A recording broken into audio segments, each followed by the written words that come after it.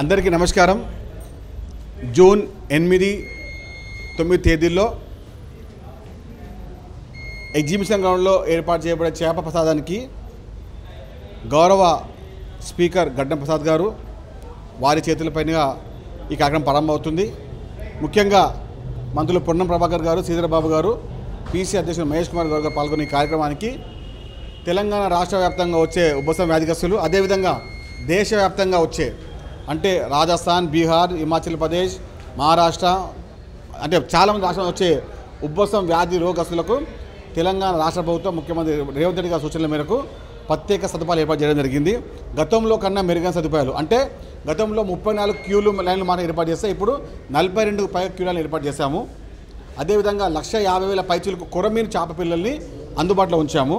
ముఖ్యంగా ఎవరికి కూడా బోధన సదుపాయము ఇబ్బంది కలగకుండా అంటే జూన్ 5, 6, 7, 8, 9 తేదీలు వచ్చే విధంగా 5 రోజులు ఉదయం, మధ్యాహ్నం, సాయంత్రం అందరికీ వ్యాధిగ్రస్తులకు రోగులకు అంటే భక్తులకు వచ్చే విధంగా అన్ని సదుపాయాలు ఏర్పాటు చేశాము.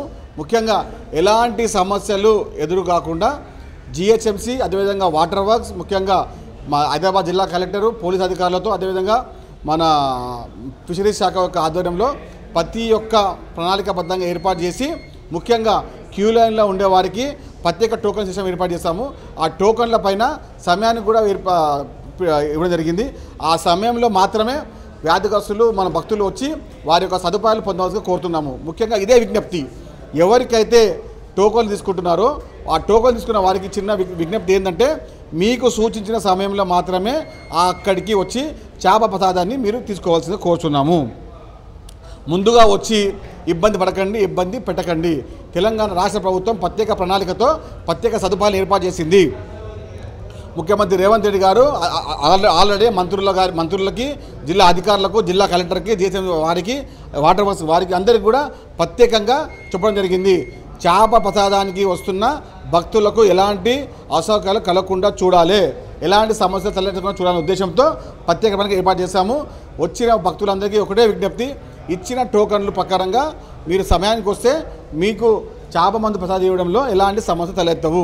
ముఖ్యంగా తెలంగాణ రాష్ట్ర ఫిషరీస్ శాఖ కూడా ప్రత్యేకంగా 1,50,000 పైచీలకు చేప పిల్లల్ని అందుబాటులో ఉంచాము. ఎంతమంది వచ్చినా కూడా చేప ప్రసాదం ఇచ్చే విధంగా సదుపాయాలు ఏర్పాటు చేశాము.